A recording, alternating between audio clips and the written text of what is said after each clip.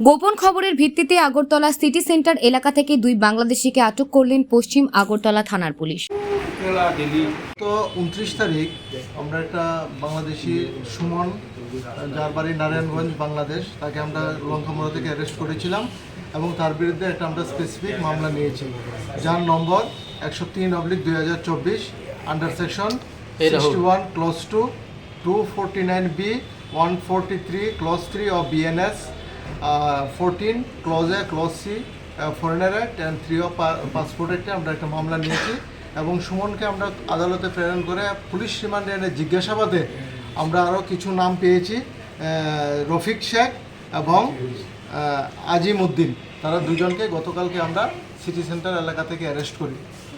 তার বক্তব্য অনুযায়ী তারা কিছুদিন আগে বাংলাদেশ থেকে অবৈধভাবে ভারতে প্রবেশ করেছিল সোনামুড়া দিয়ে এবং আগরতলা তার আশপাশ এলাকাতেই তারা ছিল এবং গতকালকে তাদের রিমান্ডের এপি সুমনের বক্তব্য অনুযায়ী, কনফেশনাল স্টেটমেন্ট অনুযায়ী আমরা দুজনকে অ্যারেস্ট করেছি এবং আজকে তাদেরকে আমরা আদালতে প্রেরণ করব পুলিশ রিমান্ড চেয়ে। কয়টার সময় তাদেরকে গতকাল 3টার দিকে তাদেরকে আমরা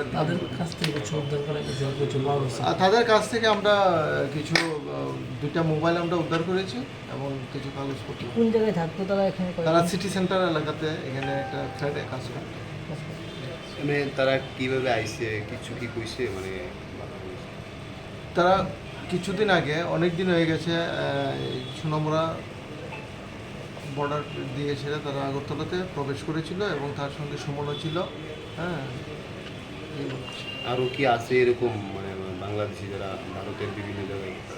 এখন তাদেরকে পুলিশ রিমান্ডে জিজ্ঞাসাবাদ করলে আরও বাকি তথ্য আমরা পাবো বলে আশা করছি।